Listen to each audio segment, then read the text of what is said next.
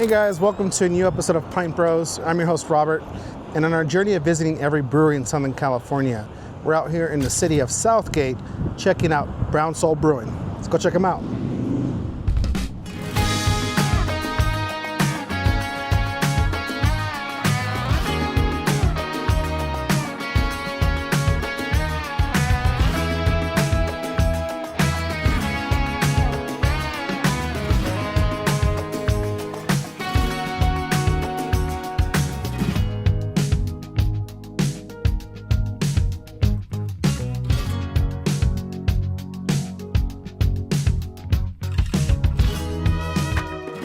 All right, guys, I am welcomed here today with the co-founder and head brewer of Brown Soul, Noah. Thanks, man, for having us. Hey, thanks for coming in. Yeah, no. You guys have a prime piece of real estate right here, I'll tell you that. When we pulled up, having this corner spot, this building looks pretty legit. Like, how old is it? I think the building itself was built in the early 90s. Okay. And I want to say around the time of the LA riots. Oh, damn. Okay. And I think that's the reason why they built it so high. Yeah. No, it's pretty interesting. It's a really cool building. The original thought process was just having something that was open, inviting for the customer. Obviously, the high ceilings help with that. It makes people not feel claustrophobic or like they're closed in. We have huge windows, which aid in making it feel a little bit more open. Also welcoming, nice neutral colors. And just everything out in the open. Who came up with Brown Soul? Well, the name I came up with, that was I've been tossing around a couple names, and I like the feeling of Brown Soul. We want to walk around and kind of get to know it a little bit. Can we check it out and see? I know that you also have like another spot around and all that stuff, but let's take a quick little tour of this place and check out all the different nuances that Brown Soul has to offer.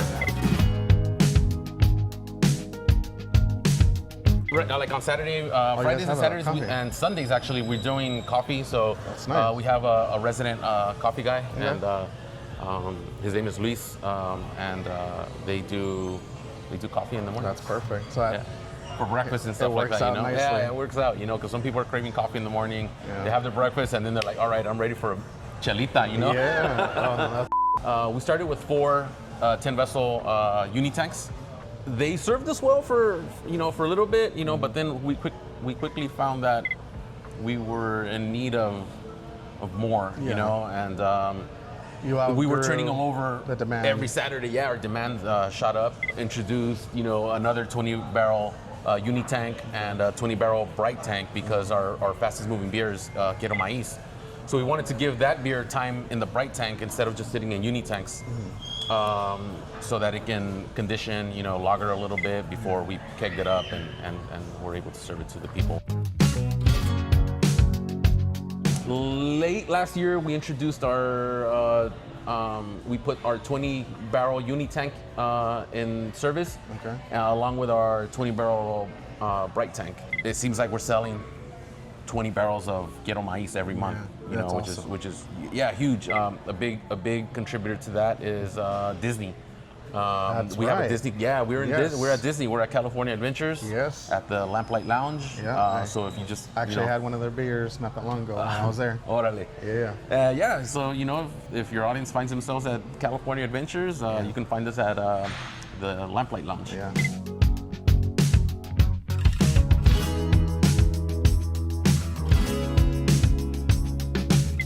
All right, so let's check out your event space up here. Catch my good side. It's a nice little setup up here. Yeah, like I said, it's comfortable for 40 to 50 people. We have a little pool table if they want to use it. Screen with a projector. That's perfect. It's got its own isolated sound system up here, so if they want to listen to something else, so they can have their own music separate up from here. Those little pop-up signs, and somebody has a birthday right there. Yeah, that's exactly what happens. And we're sometimes people bring neon signs, and they'll put them up. It's a good little backdrop. Cool. But yeah, this is available to the for the public to rent if they want to have a little private event. That's perfect.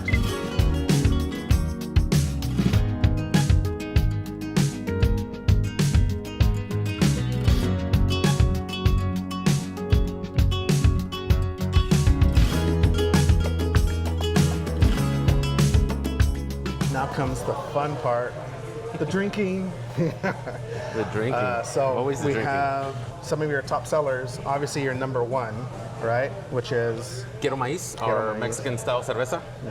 I named it Quiero Maíz, play off of Quiero Más, Quiero, yes. because the beer does have some corn in it. Our customers that hadn't been to a craft brewery walked in and they would ask us, "Oh, do you have a Modelo or do you have a Corona?" Yeah. And like, well, we don't. don't. You know, we make our own beer, but we have something similar. You Yeah. will definitely like. And very quickly, Quiero Maíz became our your top seller. top seller.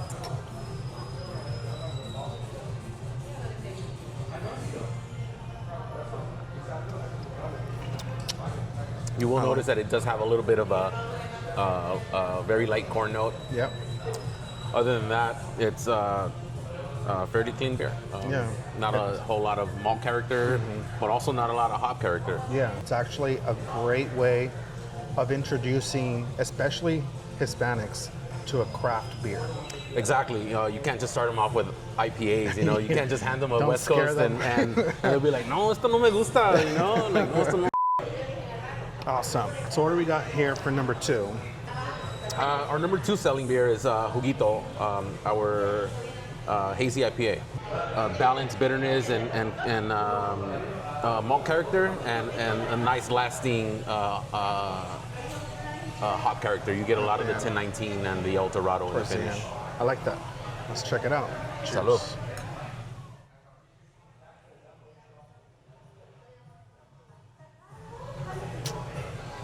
That's my jam right there.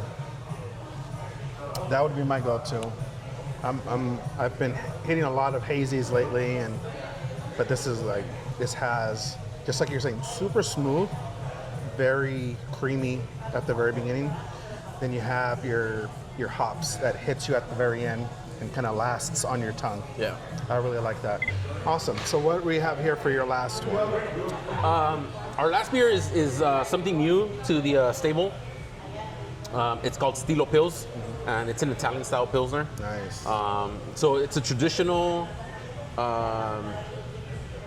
German, brewed traditionally like a German Pils, but it is dry hopped with German hops instead of New World hops. The original Italian Pilsner was called Tipo Pils, and so I wanted to play on those names, and so I came up with Stilo Pils, you know? Pils. I like and that. The name fits, it sounds good, Yeah. and the beer looks good, obviously, and Yeah. it tastes good. Let's see. Check it out. Salud. Salud. And it just a little bit of, a little bit more body than your typical German style pills. Yeah. You know, it's earthy, it's herbal, it's and I like it. it's up front, And it's still with all those profiles, it's still very clean. It's still very light. So aside from these awesome beers, you have an incredible kitchen as well. Yeah, man, we have a great kitchen. We have a great kitchen staff, led by our culinary director, one of the co-founders, Chef Hugo, who has a lot of experience working out in the field. He's been on and has worked with a lot of the Food Network shows like Top Chef. Is It Cake? Very cool. The Disney Channel kids awesome. cooking shows and Yeah. stuff like that. And also in the kitchen is Chef Dora, which is also a co-founder. Okay. And a respected chef in the LA area in her own respect. She does have, I believe, a pair of best fish taco in Los Angeles awards. Oh, snap. I don't remember if it's 1 or 2, but the fish taco here is chingon. Damn. All right, so one of the fun, unique elements of Brown Soul is they actually have a kitchen within their brewery.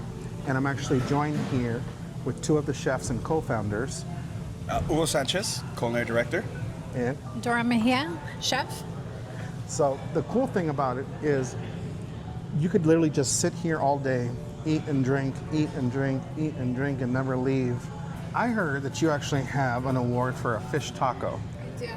And With LA, what is it called? LA, Chef already The gave us Tacolandia? some. Yeah, I went for Tacolandia, but it was called LA Weekly. LA Weekly / OC Weekly was the one that gave us. That's big. Yeah, That's they were the big. one that gave us for best fish taco. That's awesome. And then you've had your share of culinary fun with Absolutely, multiple major brands as well. I have, yeah. I mean, I started my culinary career at 30. I'm 46 now, so 16 years professionally cooking. I went to culinary school, and my first job out of culinary school was interning at Food Network. And then after my internship with Food Network, I went into television production. First 2 shows I did were Iron Chef and Top Chef. Oh, wow. So off the get-go, Yeah. start off strong. Very cool. Do you guys mind showing us around in your kitchen? Not at all, please. I'll let you guys lead. We enjoy giving tours of the kitchen.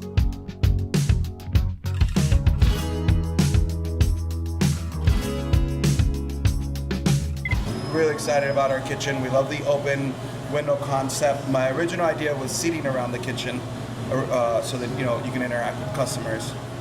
Couldn't do it because of the health department, so we ended up going this other avenue. We had spoken previously about some tacos that you were talking about. What were they again? Well, the ribeye tacos, The ribeyes. but I hear you guys aren't having Yes. So I'm on a diet any right now. flour right now, so. I'm on a stupid diet, keto. And so, yeah, so you say you have an alternative to that. We do. We actually have a couple of customers that come in and they'll ask, special restrictions, allergies, stuff like that. We'll accommodate that. Nothing new. It's something that you find in Mexico all over the place is, you melt the cheese, you get it super crispy, pliable, so it's like a tortilla. And then instead of the beans, we do the avocado mousse that we have in-house. Wow. Those are the 2 substitutions to the ribeye taco to make it keto friendly. That sounds incredible. Yeah. Can we Absolutely. get you going on Yeah, this? absolutely. That'd be awesome. Sure. Awesome. This right here is a American Wagyu, right? If you were to go buy this at a steakhouse, you're probably looking at about maybe $60 for 2 ounces. But we give it to our customers for a Yeah. very, very good price. Yeah. So, yeah. So very simple. The meat does all the work. Freshly ground black pepper. What's nice about the thickness of these, shouldn't take too long. So we're looking at about 2 minutes on each side. We let it rest. We go from there. So this is a blend of Mexican cheese, a little bit of cheddar, Monterey, and a little bit of Oaxaca. It's a nice blend. Yeah.